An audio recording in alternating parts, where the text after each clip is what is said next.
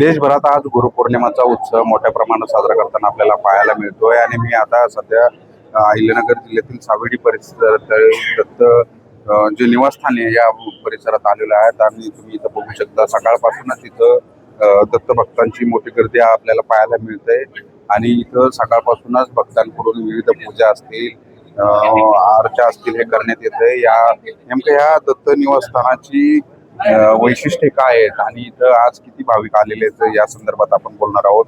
Sir, आज गुरुपौर्णिमा आहे, इथं महाराष्ट्रातूनच नव्हे तर देशभरातून इथं दत्त भक्त आल्याचं आपल्याला पाहायला मिळतंय। काय सांगाल, आज दिनचर्या काय आहे आणि आज काय कार्यक्रम आहे? परमपूज्य सद्गुरू श्री रामकृष्ण क्षीरसागर स्वामी महाराज यांनी स्थापन केलेलं हे दत्त देवस्थान ट्रस्ट आहे। संपूर्ण भारतातील हे एकमेव मोठं दत्त मंदिर आहे आणि या स्थानाचं वैशिष्ट्य म्हणजे की आतमध्ये जे आता आपण दर्शन घेतो की दत्तात्रय निवास ही जी वास्तू आहे ही भारतातली एकमेव अशी वास्तू आहे की जे दत्तात्रयांचं निवासस्थान आहे।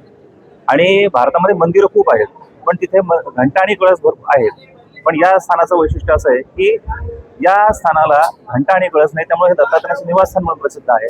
दुसरं, गुरु परंपरा ही जी आहे ही शिवापासून सुरू झालेली आहे आणि परमपूज्य सद्गुरू श्री रामकृष्ण क्षीरसागर महाराज हे त्या गुरुपरंपरेतील आहेत आणि आजचा दिवस हा शिष्यांचा आणि गुरूंच्या भेटीचा दिवस असतो। आजच्या दिवशी परमपूज्य सद्गुरू सदेह असताना ते स्पर्श दर्शन देत असत, त्यामुळेच हे सर्व भक्त आज इथे जमलेले आहेत। गुरु शिष्यांची भेट हा या दिवसाचं महत्व आहे आणि सगळ्यात महत्वाचं की गुरु आशीर्वाद ग्रहण, गुरु तीर्थ प्रशन हे या दिवसाचं वैशिष्ट्य असतं।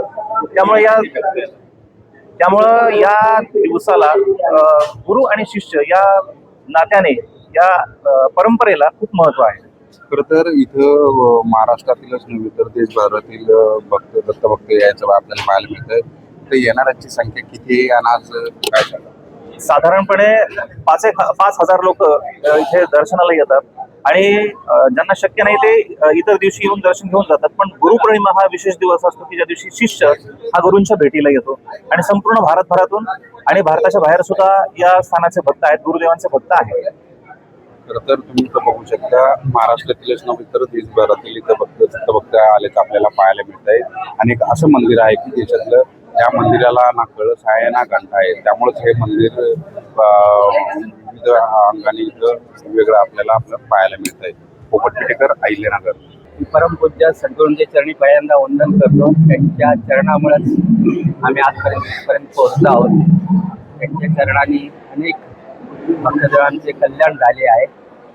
त्यांनी त्याची जो सुगम मार्ग दाखवला आम्हाला आणि आमच्या सर्व जीवनात परिपूर्णता आली आणि आमच्या गुरूंच्या चरणापाशी किंवा गुरुतत्वाच्या चरणापाशी जी व्यक्ती जाती तिचा उद्धारच होत असतो। असे एकही उदाहरण आजपर्यंत नाही की जो गुरुचरणापाशी गेला आणि तो निरस्त झाला। या गुरुचरणापाशी जो व्यक्ती आले त्याचा उद्धार झालेला आहे आणि आमच्या जीवनात आम्ही सर्वजण तिथे येणारे असंख्य भक्त आपण पाहत आहात, अनुभव घेत आहात। तर असं मंदिर आहे, या मंदिराला कळस आणि घंटी नाही आहे, या मंदिराचं वैशिष्ट्य काय? या मंदिराचं वैशिष्ट्य असं आहे की इथं श्री दत्तात्रय भगवान हे इथं निवास करून आहे। हे निवास करून आहेत, त्यामुळं या स्थानाला निवास असे म्हणतात किंवा दत्तक्षेत्र असे म्हणतात। पण त्याचं वैशिष्ट्य असं की इथं मंदिर वगैरे किंवा कळस जरी नसला तरी इथं येणाऱ्या प्रत्येक भक्ताच्या इच्छा पूर्ण करायची क्षमता या स्थानात आहे। आज गुरुपौर्णिमा आहे, गुरुपौर्णिमेनिमित्त कुठला कार्यक्रम असतो, कसा अनुग्रह घेतला जातो किंवा दिला जातो, गुरु शिष्याची कशी भेट होते याच्याबद्दल?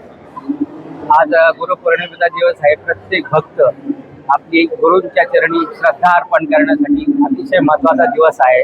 माझ्या दिवसाला खूप महत्त्व शास्त्रामध्ये पण आहे, पुराणामध्ये पण याचा उल्लेख आहे आणि जे गुरु काही आपल्याला शिकवतात, ज्ञान देतात, त्याचा आदर आणि भावना व्यक्त करण्यासाठी आज महत्त्वाचा दिवस आहे आणि या दिवसाच्या दर्शनाने मनुष्य जीवनात पूर्णता येत असते। मनुष्य जीवनात परिपूर्णता येण्यासाठी हा दिवस आहे।